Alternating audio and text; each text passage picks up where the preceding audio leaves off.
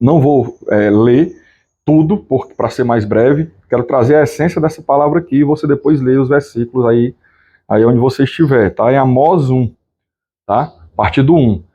Amós foi um profeta que Deus levantou para ir até o povo de Israel, para profetizar para aquele povo, né? Profetizar, dizer o que Deus iria fazer com eles.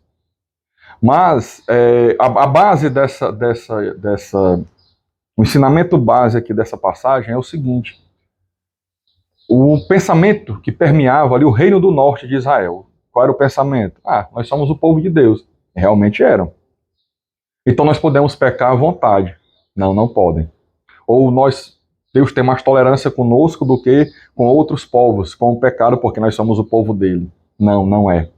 É exatamente o inverso, o oposto. Por serem povo de Deus, Deus era ainda mais rigoroso com a questão do pecado. Porque Deus, o que a palavra diz? Sede santos, porque o Senhor é santo.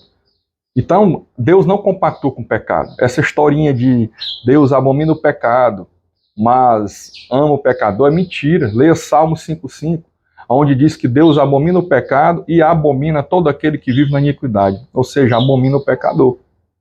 Então Amós, o profeta, foi levantado para ir até Israel. Mas para ele chegar ali e ser ouvido, porque Deus já tinha mandado outros profetas dizer sobre o juízo que Deus ia fazer sobre Israel. Então, para chegar até ali e o povo começar a ouvir, ele começou a falar sobre outras cidades que Deus mandou também. Né? Por exemplo, ele começa dizendo sobre Síria. Assim diz o Senhor, por 3 transgressões de Damasco, sim, por causa de 4, não suspenderei o castigo, porque passaram um instrumento de trilhar com pontas de ferro sobre Gileade.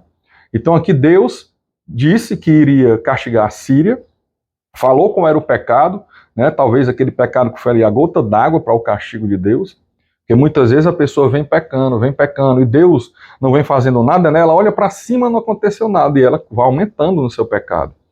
E aqui também Amós fala contra a Filístia, diz assim diz o Senhor, por 3 transgressões de Gaza, sim, por causa de 4, não suspenderei o castigo, porque levaram em cativeiro todo um povo para entregá-lo a Edom. Então aqui Deus fala sobre outra cidade, né? O profeta Amós está lá em Israel, profetizando lá para todo o povo, falando dessas cidades. E aí o povo concordando, né?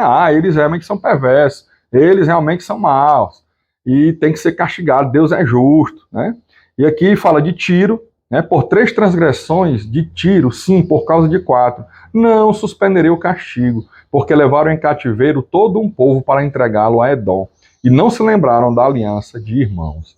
E aí Amós continua falando aqui de Edom, aí fala de Edom, por 3 transgressões de Edom, sim, por causa de 4, não suspenderei o castigo, porque perseguiram o seu irmão com a espada, e não teve nenhuma compaixão dele.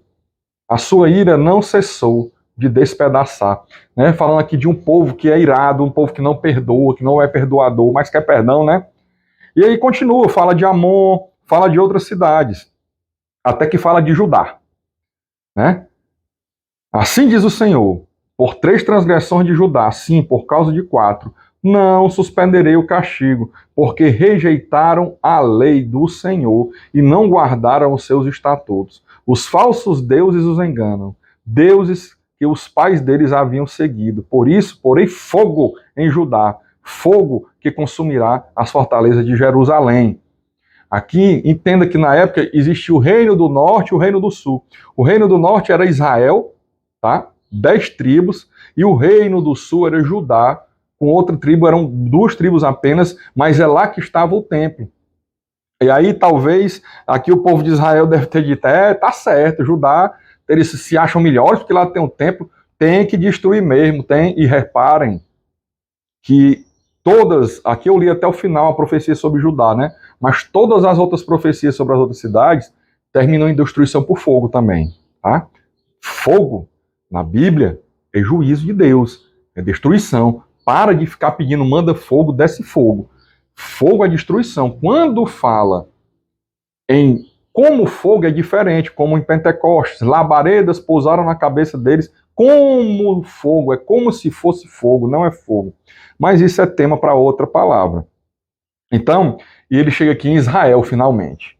Aí agora sim, até aqui o povo vinha concordando, é isso, Senhor, castiga, sabe? Quando o crente vê alguém sendo castigado porque cometeu algo terrível, que veio à luz, que veio à tona, que todos souberam e ele é castigado, e aí o crente diz, é isso mesmo, tem que castigar mesmo. Mas muitas vezes esse crente também pratica coisas que não agradam a Deus. E infelizmente, eu tenho que te dizer, ou felizmente, porque é para a tua salvação, que vai ser castigado. Deus não deixa impune não, meu irmão. E aqui chega no versículo 6, Amós 1:6. Assim diz o Senhor, por 3 transgressões de Israel, sim, por causa de 4, não suspenderei o castigo, porque vendem o justo por dinheiro, condenam o necessitado por causa de um par de sandálias. Esmagam no pó da terra a cabeça dos pobres e pervertem o caminho dos necessitados. Um homem e seu pai têm relações com a mesma jovem, e assim profanam o meu santo nome. Eles se deitam ao lado de qualquer altar, sobre roupas recebidas como penhor. E no templo de Deus, de seu Deus, bebem o vinho dos que foram mutados. Todavia, fui eu que destruí diante deles os amorreus, que eram tão altos como os cedros e tão fortes como os carvalhos. Destruí os seus frutos por causa e as suas raízes por baixo. Também fui eu que tirei vocês da terra do Egito e durante 40 anos conduzi pelo deserto para que vocês pudessem tomar posse da terra dos amorreus. Então aqui Deus vem falando, né, ele continua falando do que o povo tem pecado contra ele e do que ele, lembrando o povo do que ele já tinha feito por aquele povo, e ele termina dizendo, né, que vai castigar também Israel, que Israel também vai ser castigado. E ali o povo, não, peraí, será que Amós realmente é profeta? Será que Amós, né, porque quando era contra os outros, tá joia, mas quando foi trazido à luz o pecado do próprio Israel, ali o povo já quis se rebelar. Meu irmão, se Deus estava mandando um profeta, é porque ainda havia tempo de se arrepender. Se Deus estava mandando um profeta para o povo de Israel naquele momento, era porque ainda dava tempo de se arrepender e evitar a tragédia. É como quando Deus mandou Jonas a Nínive. Deus mandou Jonas a Nínive para profetizar, os ninivitas se arrependeram e não caiu destruição sobre eles. Deus disse, eles se arrependeram, não os destruirei. Então, se Deus está mandando agora, tu abriu esse vídeo, assistiu até aqui, quase 10 minutos, para te dizer que se arrepende. Dá tempo de tu se arrepender e não cair a tragédia sobre tua vida.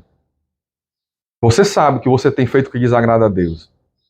Deus está dizendo, dá tempo de você se arrepender. Dá tempo de você se arrepender para que não caia a tragédia sobre a tua vida. Eu e você somos escolhidos de Deus, somos crentes em Cristo Jesus. Então, se você é crente em Cristo Jesus, se você é um escolhido de Deus, se você é Israel, o santo de Deus, porque o apóstolo Paulo diz que o verdadeiro israelita não é aquele circuncidado na carne, ou seja, aquele que cortou o prepúcio, aquele que fez a operação de Formosa, aquele que nasceu lá em Israel e fez isso. Não é. O apóstolo Paulo diz que o verdadeiro israelita é aquele circuncidado no coração pelo Espírito Santo de Deus. Então, se tu é temente a Deus, se tu é cristão, se tu é crente em Cristo Jesus, Deus diz nessa manhã, se arrepende, dá tempo. Dá tempo. Se você está ouvindo esse aviso, dá tempo de evitar uma tragédia na tua vida. Larga a amante, larga a pornografia, larga a desonestidade, pede perdão a Deus. Já está sofrendo consequências? Minimiza. Se confessa com o próprio Deus, pede perdão a Deus, se arrepende, se converte dos teus maus caminhos. E o Senhor vai fazer grandes coisas na tua vida.